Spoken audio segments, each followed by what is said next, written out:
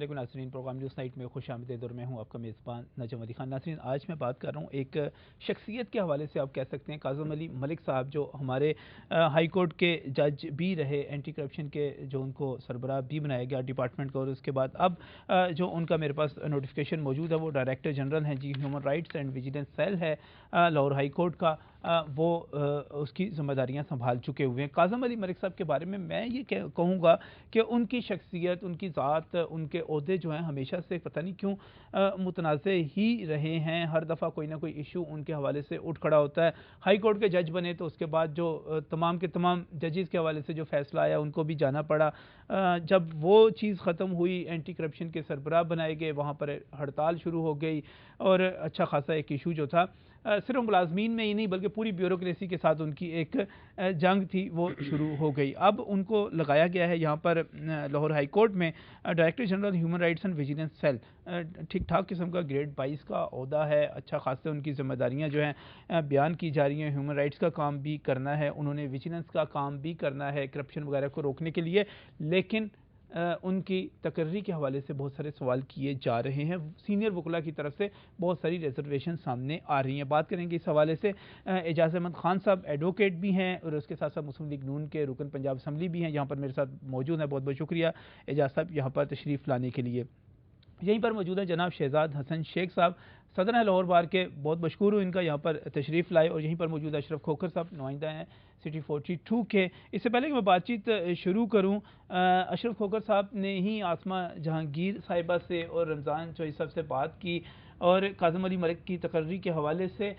جو ان کی ریزرویشن سے وہ جو ہیں انہوں نے پوچھا تھا، کیا کہا تھا جو سپریم کورٹ بار ایسوسی ایشن کی پریزیڈنٹ ہیں انہوں نے کیا کہا، رمضان چوہدری صاحب بہت بر نام ہے، بڑا نام ہے، انہوں نے کیا کہا، پہلے وہ سن لیتے ہیں۔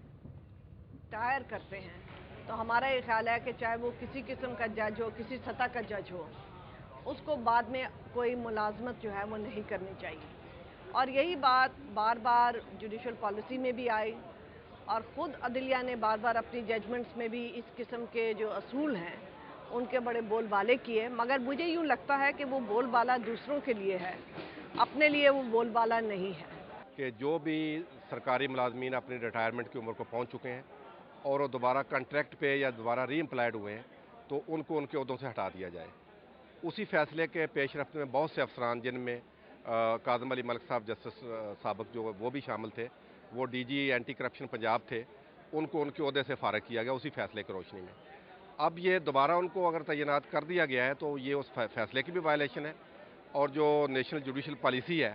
جس میں یہ بات ہے کہ جو ریٹائرڈ لوگ ہیں، ریٹائرڈ سرکاری ملازمین ہیں، ان کو کنٹریکٹ پہ یا دوبارہ ری امپلائی نہ کیا جائے، یہ اس کی بھی خلاف ورزی ہے۔ جی ناظرین، موقف سامنے آ گیا۔ یہاں پر بات چیت کو باقاعدہ شروع کرتے ہوئے اشرف کھوکھر صاحب ہمارے نمائندے، جی ہمارے جو سینئر وکلاء ہیں ان کی نظر میں یہ تقرری متنازع ہے، کس طرح؟ جی یہ دیکھیں کہ یہ ایک پہلی تو بات یہ ہے کہ chief justice of Pakistan Iftikhar Muhammad Chaudhry اور chief justice Lahore high court جو ہیں اعجاز احمد چودھری، دونوں کا یہ ایک ویژن ہے کہ ہم نے کرپشن کو ختم کرنا ہے، اور اس کے لیے انہوں نے پوری کوشش وہ کر رہے ہیں کہ عدلیہ سے جو ہے ماتحت عدلیہ کے جو اہلکار جو اس میں ملوث ہیں اس کے لیے وہ تغذر کریں اور کرپشن کا خاتمہ ہو، اور اسی لیے یہ نئی جو ہے اسامی یہ کریٹ کی گئی ہے human rights and vigilance cell کی، اور اس پہ جو ہے تعینات کیے گئے ہیں کاظم علی ملک صاحب، اور یہ انتہائی بہت اچھے افسر ہیں، ایماندار ہیں، اس لحاظ سے تو ذاتی طور پر بالکل ٹھیک ہے، لیکن ان کی تقرری جو ہے وہ متنازع بن گئی ہے۔ اس میں جو سینئر وکلاء ہیں یا وکلاء کا ایک زیادہ جو دڑا ہے یا زیادہ وکلاء ہیں وہ یہ کہہ رہے ہیں کہ اگر یہ جو اسامی پیدا کی گئی ہے اس کے لیے جو سپریم کورٹ آف پاکستان یا لاہور ہائی کورٹ جو ہے اس کے لیے اسے کرائٹیریا مقرر کرنا چاہیے تھا، اس کے لیے پبلسٹی ہونی چاہیے تھی۔ اگر یہ ریٹائرڈ جج کو ہی یہاں پہ تعینات کرنا تھا تو تمام جتنے بھی ریٹائرڈ، ان کے علاوہ اور بھی کافی ریٹائرڈ ججز ہیں، ان کو بھی یہ موقع فراہم کیا جاتا، وہ یہاں پہ آتے، وہ وہاں پہ انٹرویوز دیتے، یا جو بھی ان کا جو پروسیس تھا اس میں سے گزرتے، جو قابل ہوتا ہے اس کو یہاں پہ تعینات کر دیتے، لیکن کسی کی کوئی پبلسٹی نہیں کی گئی اور کاظم علی ملک صاحب کا نوٹیفیکیشن جاری کر دیا گیا۔ یہ بنیادی شہزاد صاحب یہ بھی کہا جا رہا ہے کہ جوڈیشل پالیسی کی بات کی آسمہ جہانگیر صاحبہ نے، اس کے ساتھ ساتھ جو سپریم کورٹ کی ججمنٹ آئی تھی کنٹریکٹ پر ملازمین نہ رکھنے کے حوالے سے، اس کی خلاف ورزی کی بھی بات کی جا رہی ہے، یہ بھی کہا جا رہا ہے اس حوالے سے کہ اس کی بھی خلاف ورزی ہے یہ۔ اچھا، میں اس میں ایک چیز کہہ دوں کہ جس پرسنالٹی کے لیے ہم آج بات کر رہے ہیں، ان کی آنیسٹی، ان کی عزت پہ، ان کی ڈگنیٹی پہ کسی کو شک نہیں ہونا چاہیے۔ صحیح، بہت مین آف پرنسپل، جی، جیم آف پرنسپل، صحیح، بہت آنیسٹ آدمی۔ پریشر جھیلنے والا بندہ ہے. لیکن بڑا عجیب سا ایک ریکارڈ ہے میرے سامنے. جب وہ سیشن جج گجرانوالہ تعینات تھے تو گجرانوالہ بار نے غیر معینہ مدت کے لیے ان کے خلاف اسٹرائک کی. اچھا. لاہور ہائی کورٹ نے ان کو سپورٹ کیا, لیکن الٹیمیٹلی ان کو ٹرانسفر کر کے اس کے بعد وہ ہائی کورٹ کے جج بنے. ان کی ذات یا ان کی شخصیت کا اثر تھا کہ سابقہ چیف جسٹس عبدالحمید ڈوگر صاحب نے بھی ان کو چنا,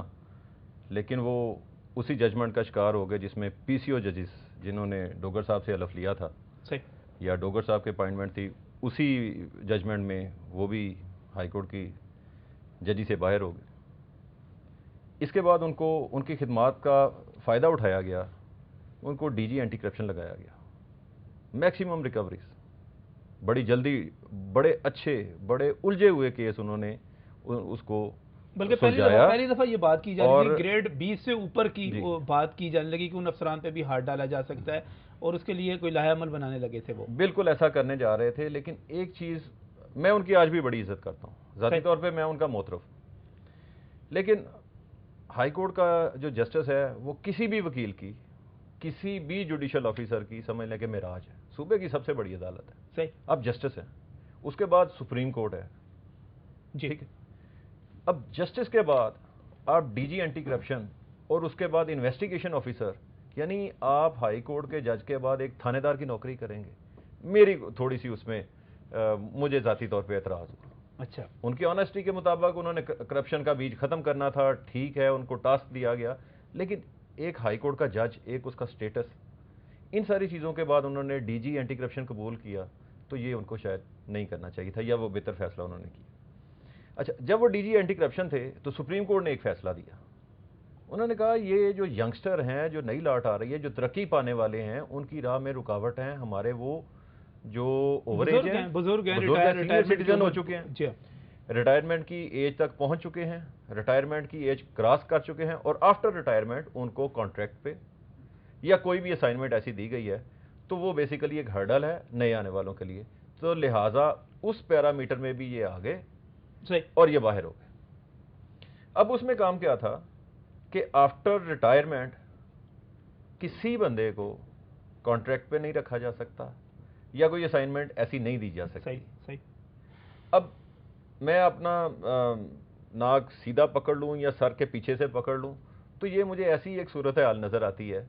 کہ اگر ڈی جی اینٹی کرپشن وہ ایلیجیبل نہیں رہے تو ڈی جی ہیومن ریسورسز کا نوٹیفکیشن جو ہے اس کے بارے میں ایک چیز ہے. دوسری بات میں یہاں یہ کرنا چاہوں گا, ایک جو مجھے بالکل سمجھ نہیں آ رہی, میں پروفیشنل ہوں, بار کو ریپرزینٹ کر رہا ہوں, اور میں ڈسٹرکٹ بار لیول پہ پریکٹس کرتا ہوں, ہائی کورٹ میں بھی جاتا ہوں, باقی جگہ پہ بھی, لیکن میرا بیسک کام ہے ڈسٹرکٹ بار میں. جو بیسک ٹرائل کورٹ ہے میں ان کا وکیل. ایک ہیراسمنٹ پھیل گئی ہے وہاں پہ, بلک میں نوٹس دے دیے گئے ہیں, اور اس کے پیچھے جو مائنڈ سیٹ نظر آ رہا ہے وہ ایک ایسی انسرٹینٹی ہے ان ججز میں, جو لوور جوڈیشری جن کو ہم کہتے ہیں,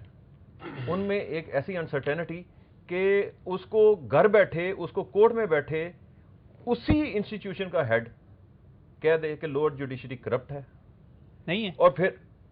دیکھیں ساری کرپٹ نہیں ہے. اگر اگر اگر ایک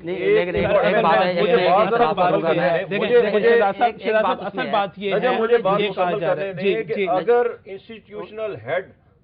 اور خود کہہ دے کہ لورڈ جوڈیشری کرپٹ ہے, نہیں یہ میں اوریجنل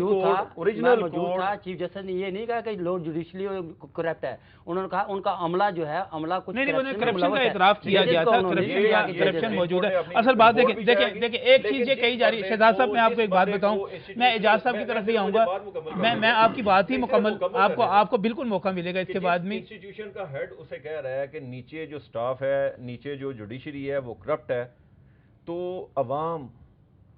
عدالتوں سے انصاف کیسے مانگیں؟ سر بات یہ ہے کہ دیکھیں یہ بات اس چیز سے اختلاف نہیں ہے کہ وہاں پہ کرپشن ہے ماتحت عدلیہ میں، اس چیز سے تو اختلاف نہیں کیا جا سکتا. میں اعجاز صاحب کی طرف بھی آؤں گا، لیکن اصل مسئلہ یہ پیدا ہو گیا ہے کہ کاظم علی ملک صاحب اب لگائے گئے ہیں D G human rights and vigilance cell. اور بات یہ ہے کہ یہ کاظم علی ملک صاحب کے بارے میں مجھے پتہ لگا کہ جب یہ میاں والی میں لگے ہوئے تھے، سیشن جج تھے وہاں پر، تو انہوں نے وہاں کے ایک سینئر سول جج ہیں، نام میاں حمید گیلانی ان کا نام تھا، ان کو کرپشن پہ پکڑا اور میاں والی جیل میں بھجوا دیا. اب ایسا بندہ یہاں پہ آ گیا ہے تو پھر ہمارے وہ لوگ جو کرپشن کرتے ہیں وہ تو پریشان ہوں گے کہ کہیں ہم پکڑے ہی نہ جائیں. لہٰذا ان کے خلاف ایک موقف یہ ہے کہ ایسے لوگ زیادہ شور مچا رہے ہیں. دوسرا، جوڈیشل پالیسی کے خلاف ہونے کی بات کی جا رہی ہے اور سپریم کورٹ کی ججمنٹ کے حوالے سے بات کی جا رہی ہے. سوال میں اٹھاؤں گا کچھ اس پر اس بریک کے بعد.